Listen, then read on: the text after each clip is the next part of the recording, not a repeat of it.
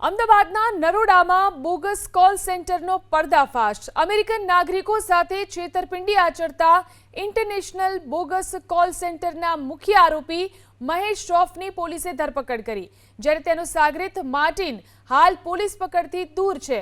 આરોપી છેલ્લા 6 મહિનાથી નરોડા વિસ્તારમાં ભાડાનો ફ્લેટ રાખી ગેરકાયદેસર રીતે કોલ સેન્ટર ચલાવતો હતો।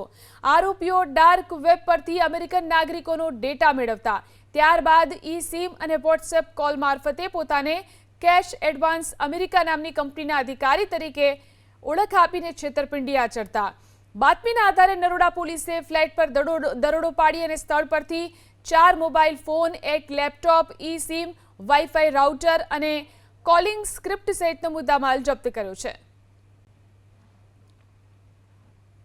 આજે વહેલી સવારે એક માણસ મહેશ શ્રોફની ધરપકડ કરવામાં આવી છે, જે એક ગેરકાયદેસર કોલ સેન્ટર ચલાવતું હતું અને આ જે માણસ છે એ અમેરિકાના નાગરિકોને સંપર્ક કરીને કેશ એડવાન્સ અમેરિકા નામની કંપનીનો લોન મંજૂર કરાવવાના બહાને અને લોનનું જે પ્રોસેસિંગ ફીસ છે $30 થી $50 જેવું ખર્ચ થશે એવું કહીને એને પાસેથી આ ગિફ્ટ કાર્ડ મળતું હતું અને એ ગિફ્ટ કાર્ડ આધારે એને સાથે છેતરપિંડી આચરતું હતું।